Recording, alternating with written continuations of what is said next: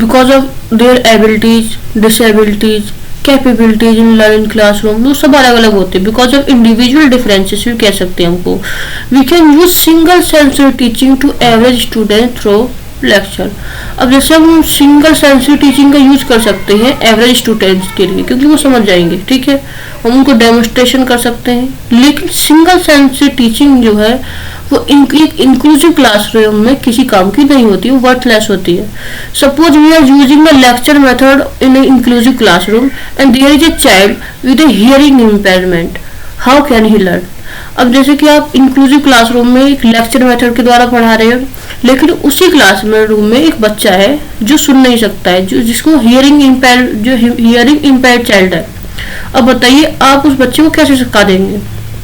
If we are using only visual aids in our classroom, अगर हम अपने classroom में बस विजुअल एड्स का यूज कर रहे हैं और जो बच्चा उसको हियरिंग इम्पेयरमेंट है वो उस कॉन्सेप्ट को नहीं समझ पाएगा, क्योंकि उसे सुन ही नहीं रहा है कुछ भी। So how visually impaired student will sense the learning, ठीक है।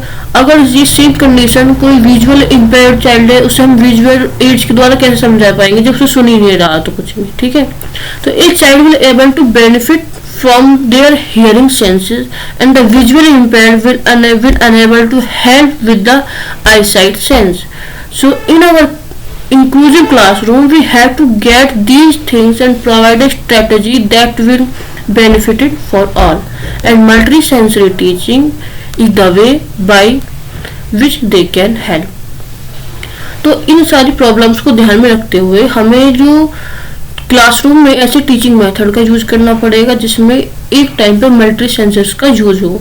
जैसे हमने अभी एग्जांपल दिया हियरिंग इम्पेयर्ड चाइल्ड का, विजुअल इम्पेयर्ड चाइल्ड का।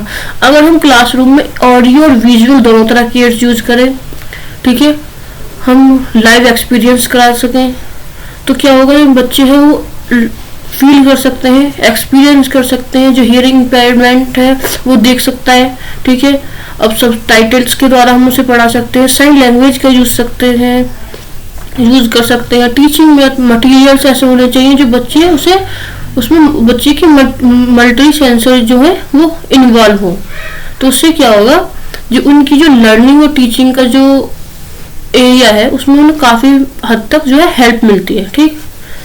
A child with a locomotor disability can benefit to sensing, smelling and audiovisual experience of things. अब एक चाइल्ड है जिसको लोकोमोटर डिसेबिलिटी है, तो उससे क्या होता है, वो sensing, smelling and audio visual experience से लर्निंग कर सकता है।